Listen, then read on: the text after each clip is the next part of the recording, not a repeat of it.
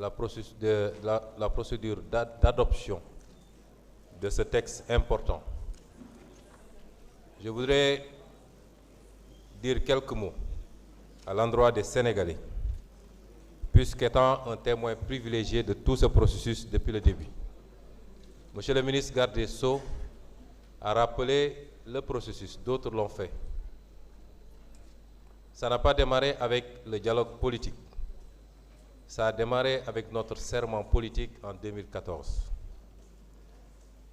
Les engagements qui viennent d'être intégrés dans la Constitution adoptée ont traversé tout le parcours politique, nos engagements, aux élections législatives de 2017, à la présidentielle de 2019, dont j'étais le candidat, aux différentes échéances de 2022, jusqu'à l'élection présidentielle de 2024 et l'élection législative de 2024.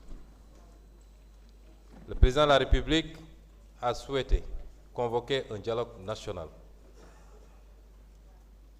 Certains veulent nous faire croire qu'il faut institutionnaliser avant toute réforme, avant toute expression du pouvoir constituant, il faut convoquer. Et ceux qui en font un droit, eux-mêmes ne constituent qu'une minorité dans le pays. À quoi sert un système démocratique qui permet à tout citoyen d'aller à la conquête du suffrage universel, d'avoir une majorité parlementaire et de pouvoir exercer un pouvoir constituant dérivé? Si ce pouvoir devait être exercé par d'autres citoyens non investis d'une quelconque légitimité sous le couvert de la société civile ou de partis politiques. Le dialogue est important, mais il n'est pas institutionnel. Ce dialogue a existé. Le président a souhaité convoquer un dialogue politique. J'étais de ceux qui avaient dit, et qui lui avaient dit, que le Sénégal n'avait pas besoin, en son temps, de dialogue politique. Nous avions besoin d'un dialogue sur l'économie. Je lui ai dit ça dans son bureau et je l'ai répété en réunion de bureau politique. Le président a tenu à faire un dialogue politique auquel PASTEF les Patriotes a assisté au même titre que beaucoup d'autres formations politiques, d'organisations de toute obédience. Il n'y a pratiquement pas une seule disposition de cette réforme constitutionnelle qui n'ait été consacrée par ce dialogue politique. S'il y en a, c'est à la limite une ou deux, pas plus. Tout ce qui a été matérialisé est issu de ce dialogue politique. Parler de dialogue, vous m'excuserez du terme, c'est faire de la diversion. Le dialogue a eu lieu. À l'issue de ce dialogue, un rapport a été transmis au président de la République par ceux qui l'avaient mandaté pour conduire ce dialogue. En l'occurrence, le Dr Cheikh Gueye et son équipe. Vous avez tous suivi la remise officielle de ce rapport que nous avons tous. Ensuite, le président de la République a éprouvé le besoin de mettre en place un comité technique constitué de juristes pour transcrire les propositions de ce dialogue en texte. Certains, je peux les citer dans ce comité, il y avait le professeur Babacar Gaye, le juge Souleymane Teliko, Biram Sen de la DGE, et j'en passe et j'en passe. Cette équipe a pris encore des mois pour travailler sur les textes qu'elle a remis au président de la République également.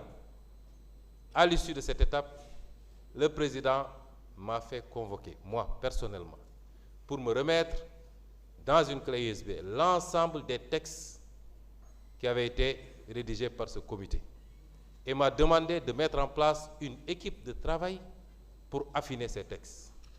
J'ai mis en place cette équipe de travail qui a travaillé pendant 4 à 5 mois. Les réunions se tenaient au Petit Palais. Même durant le mois de Ramadan, des journées ont été passées à faire ce travail. Certains honorables députés ici présents font partie de ce comité. Pendant des mois, le comité a travaillé. Des journées ont été passées sur ces textes-là. C'est moi qui fournissais le repas chaque midi. Donc, nous dire que ces textes sont tombés du ciel, c'est faire de la désinformation. Et à l'issue de ce travail du comité, nous avons rendu encore une fois le travail au président de la République, qui a pris son temps de regarder les textes et particulièrement le texte sur la Constitution.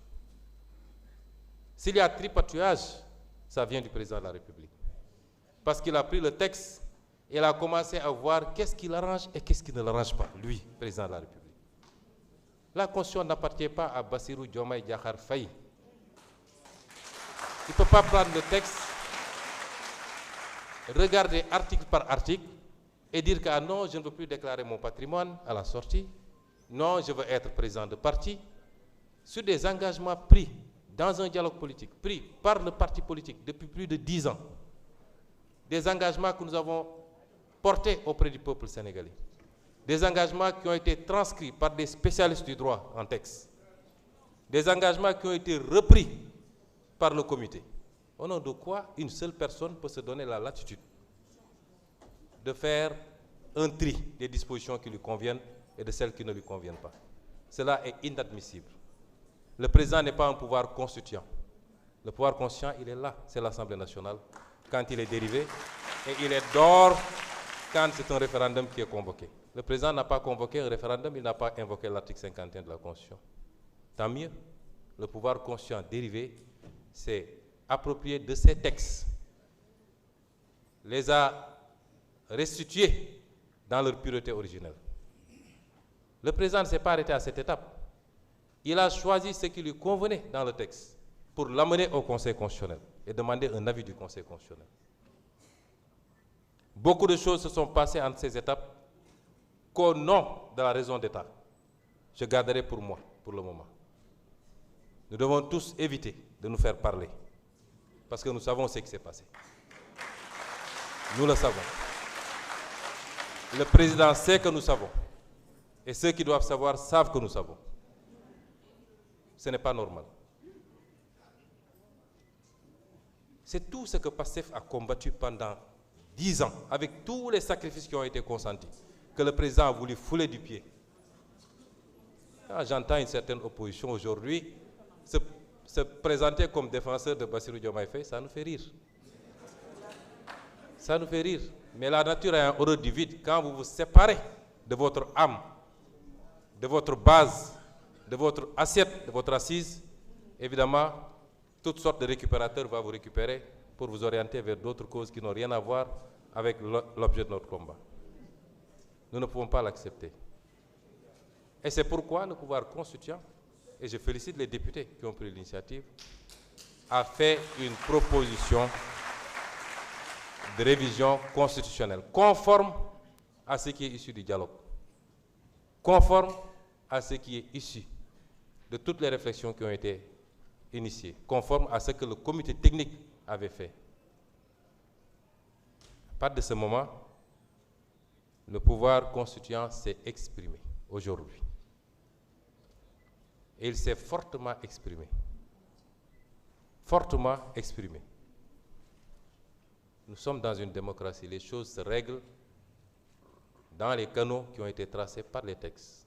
1/10 des députés ou le président de la République peuvent toujours saisir le Conseil constitutionnel. Le Conseil constitutionnel a une jurisprudence constante, une jurisprudence claire, qui veut que lorsque le pouvoir constituant s'est exprimé, c'est le peuple qui s'est exprimé, le Conseil constitutionnel ne vérifie que la procédure et les clauses d'éternité. Le Conseil constitutionnel ne sera pas là pour parler de charges nouvelles, encore que ça n'a pas été démontré. Aucune charge nouvelle n'a été créée. Au contraire, avec cette réforme, on va avoir une baisse substantielle des charges de l'exercice de la démocratie au Sénégal. Et c'est pourquoi la question que je me pose, c'est qu'est-ce qui est arrivé? Monsieur le ministre, vous passerez mes salutations fraternelles au président de la République. Nous espérons encore, parce qu'il ne sera jamais trop tard pour revenir à l'essentiel, pour revenir à ce qui fait son âme politique. Je ne pense pas qu'il ait pu autant varier en si peu de temps. En quoi ça peut gêner le président de la République, lui-même qui l'a dit dans une déclaration en tant que candidat, que le président de la République doit déclarer à l'entrée et à la sortie. Il l'a dit, les vidéos sont là. Qu'est-ce qui a changé entre-temps? Lui-même a dit dans les vidéos qui sont là, lorsqu'on était opposant, et nous tous nous le disions, que le président de la République ne peut pas être président de parti, parce que quand on l'attaque en tant que président de parti, on invoque son statut de président de la République. Qu'est-ce qui a pu changer? Qu'est-ce qui est arrivé à notre petit frère et président de la République, Bassirou Diomaye Diakhar Faye? Qu'est-ce qui lui est arrivé? En quoi cela peut gêner? Nous, on déclare à l'entrée et à la sortie. Moi, j'ai déclaré en tant que Premier ministre. J'ai 3 mois pour déclarer à la sortie. Et je vais déclarer la semaine prochaine. Pourquoi le président de la République ne déclarerait pas à l'entrée et à la sortie? Quel est le problème? Cette constitution, cette réforme est l'une des plus consolidantes. L'une qui nous permet de faire des pas de géant dans le perfectionnement de la démocratie sénégalaise, dans la transparence dans la gestion publique. En quoi est-ce qu'on peut avoir peur de cette réforme? Et c'est au nom de tout cela que je le dis ici. Dès aujourd'hui, je saisirai le président de la République pour lui transmettre la proposition adoptée.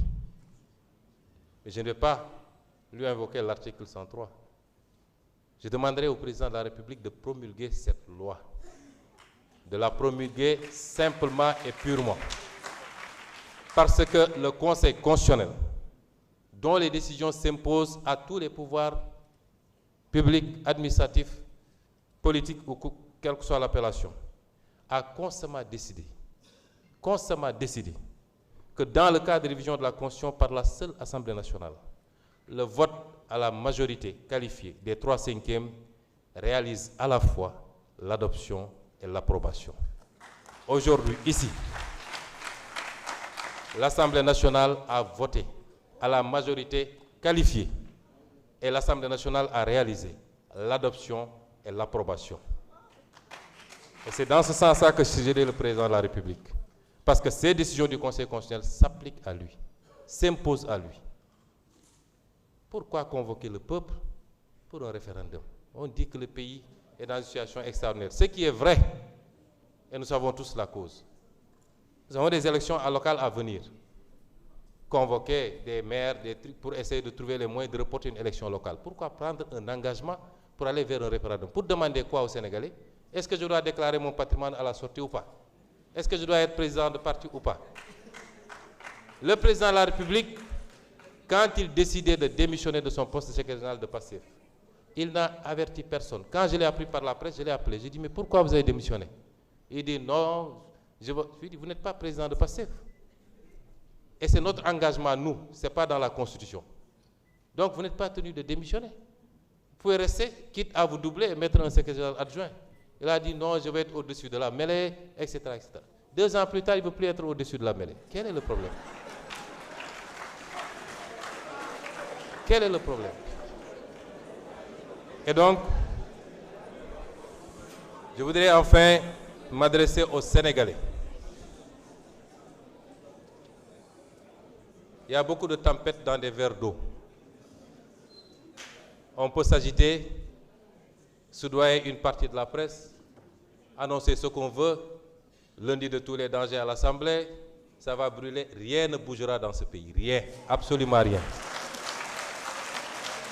Rien ne bougera. Parce que nous sommes gardiens et garants, nous nous portons garants en tant que formation politique majoritaire, ayant la popularité qu'il faut, ayant la jeunesse avec nous, nous nous portons garants pour la stabilité de ce pays. Rien ne bougera.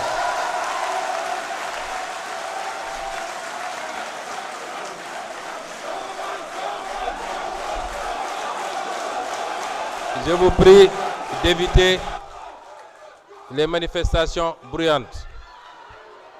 Je vous prie d'éviter les manifestations bruyantes. Rien ne bougera dans ce pays. Les lois qui devront être votées seront votées. Ceux qui veulent faire recours ont des voies de recours. Les décisions s'appliqueront à tout le monde. Et les Sénégalais iront tranquillement à chaque élection choisir ceux qu'ils veulent choisir pour conduire les destinées de ce pays. Il n'y aura aucun grabuge dans ce pays, s'il plaît à Dieu. Mbokk yi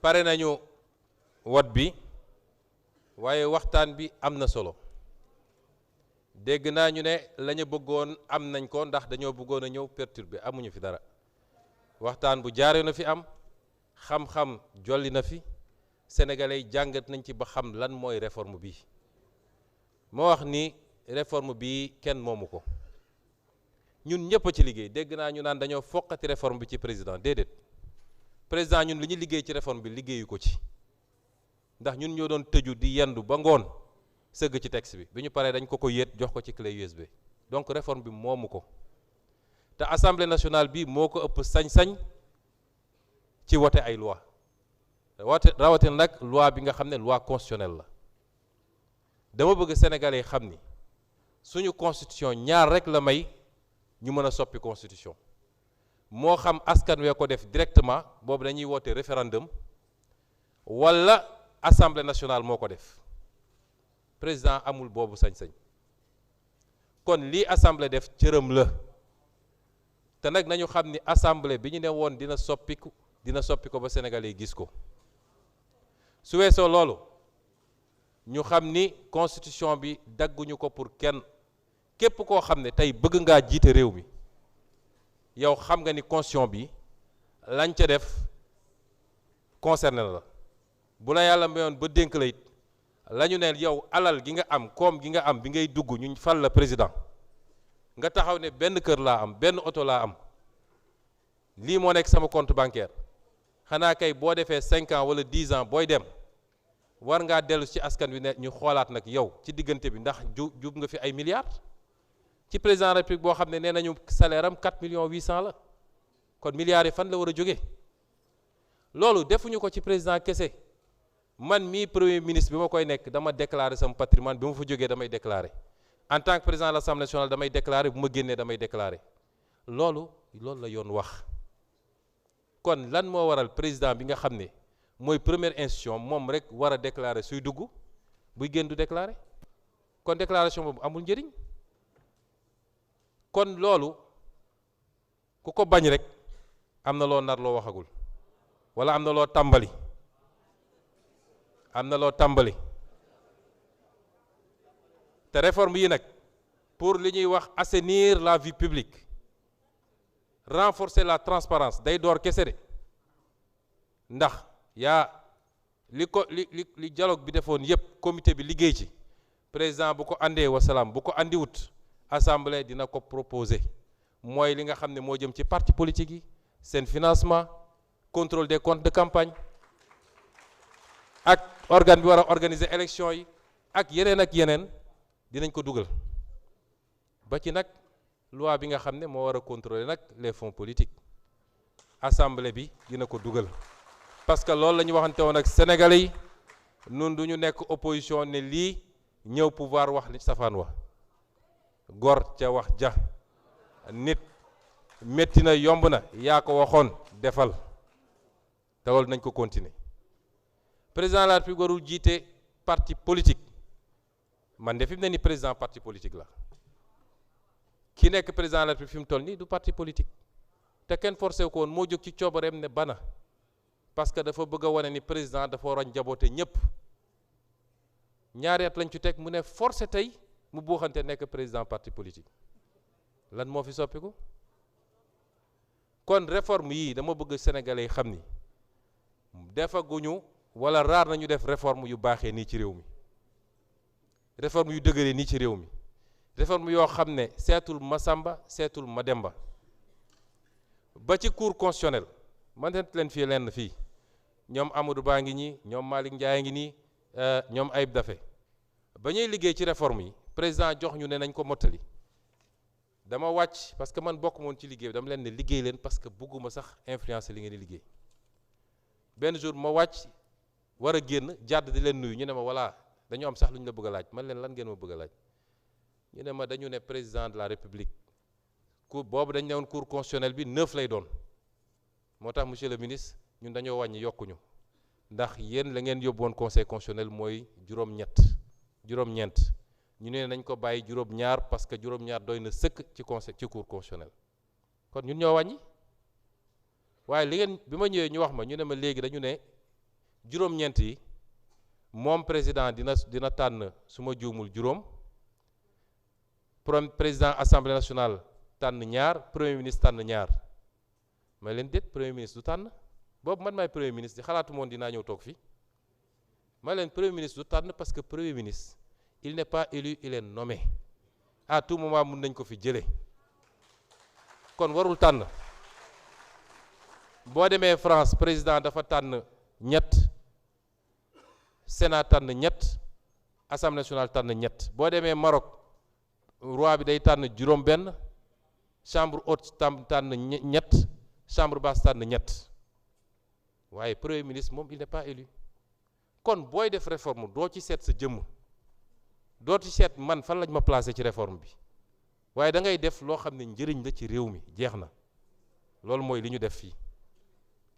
kon na ñëpp delloo seen xel monsieur le ministre nga nuyul ñu suñu rakk suñu xarit président Bassirou Diomaye Faye lii defuñu ko contre moom defuñu ko contre kenn te it li ma koy ñaan mooy politique ak nguur jarul yenn yi parce que histoire day nettali moo fi waxoon lii ñëw génn ci di jaar fële na fexe ba dëppoog ay engagement am te engagement am mooy engagement parti bii di Pastef loolu tax sénégalais yi wóoluñu man la sénégalais yi miinoon man la sénégalais yi xamoon miin ma donte xam nañu benn ci suñu gars yi kon bi ma demee ba tële fii la ñu doog a gis ni balaa candidat mën a jàll soxla woon nañ ne moom mooy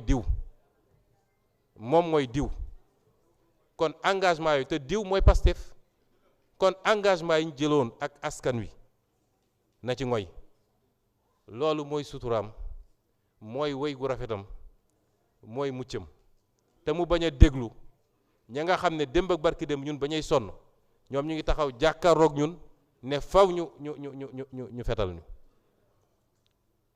mu bañ a déglu ñooñu kon assemblée bi adopté na la ca des mooy le conseil constitutionnel wax muy wax gu leer nañ conseil constitutionnel dafa ne procédure bi ñett la initiative day am adoption am approbation am su doon loi boo xam ne loi simple la bu ñu paree rek dañuy yónnee président ne ko adopteel ne ko promulguer mu am 6 jours ci délai de recours ak 8 jours ci délai de promulgation sur des procédures ordinaires waaye bu dee constitution comme charte bu am solo la mooy charte bi gën a dëgër ci réew mi moo tax ñu ne bu ñu adopté ba pare dañuy dem phase approbation ñu ne président nag ñaari choix la am imma mu ne mbir mi damay woo askan wi yëpp référendum ñu def ko benn scrutin référendum du élection scrutin la damay woo askan wi yëpp ñi bindu ci fichier électoral bi yëpp muy 7 millions wala lu ko ëpp kenn ku nekk ñëw ñu def campagne ñi fekkee référendum 2016 bu campagne bi jeexee ñu jël ay xob yi waaw lañ ci wax wala déet ñu ne dañuy dem wote ñaareel bi ñu wax mooy président mun na ko delloo ci assemblée nationale parce que yoon dafa ne bu dee adoption majorité absolue la ñu wax waaye bu dee approbation majorité qualifiée la ñu wax mooy 3/5 yi au moins 3/5 yi donc waaye conseil constitutionnel mi nga xam ne moom moo ñuy jàngatal moom mooy tafsir constitution dañ koy tafsir conseil constitutionnel moo koy tafsir moo naan article bii nii nga ko war a déggee te yoon ne bu ko xasee ba wax nag loolu day imposé wu ci président de la république imposé wu ci président assemblée imposé wu ci conseil constitutionnel moom ci boppam imposé wu ci keneen ku dul ñoom président de la république conseil constitutionnel boog moo wax ni bu ñu tollee ci jamono adoption mooy fi ñu toll nii bu dee réforme bi constitutionnelle bi révision constitutionnelle bi voie parlementaire la bu ñu ko adopté ci lu mat 3/5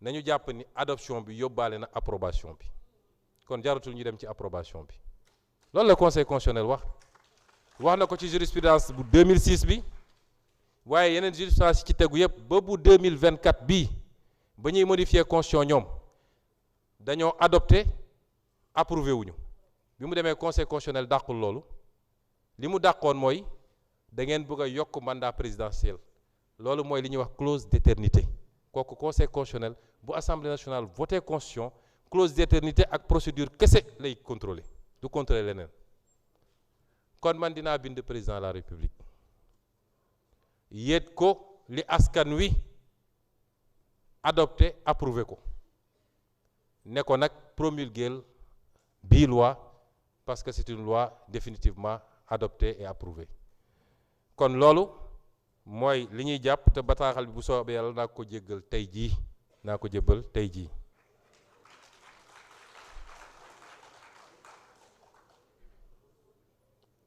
Mes chers collègues, l'ordre du jour étant épuisé, je propose à l'Assemblée de lever la séance et de reprendre nos travaux demain, mardi 30 juin 2026 à 10 heures pour le débat d'orientation budgétaire suivi de la clôture de la session ordinaire unique 2025-2026.